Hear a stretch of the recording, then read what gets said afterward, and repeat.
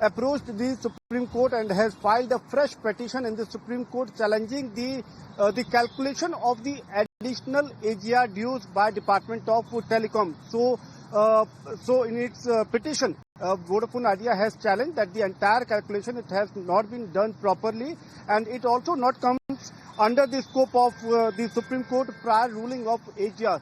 So basically, Vodafone Idea has contested that the calculation of rupees 2,774 crore rupees of additional AGR dues by Department of Telecom, it is miscalculated because there are certain calculations which are done on a repetitive mode. This entire amount of 2,774 crore is for the financial year 2018 to 2019. So that has been challenged by Vodafone Idea and has thought that recalculation has to be done, and that should be done prior to FY 2070 period. So that's a major argument in its fresh petition. But let me also add over here that this is not for the first time that Vodafone Idea is actually approaching Supreme Court.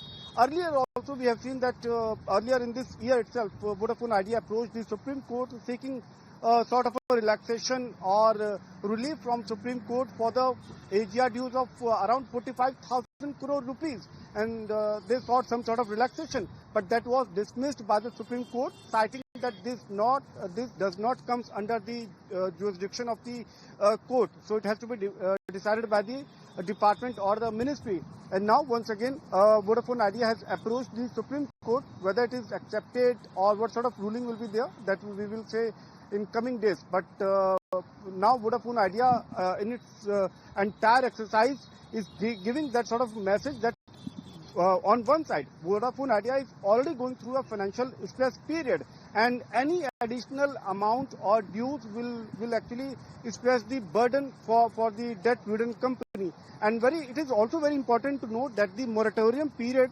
is up till 31st of March 2026, beyond which the amount has to be paid, and that is very important for Vodafone Idea, and that's why we understand that they have once again approached the Supreme Court seeking some sort of relaxation or relief from the Apex Court.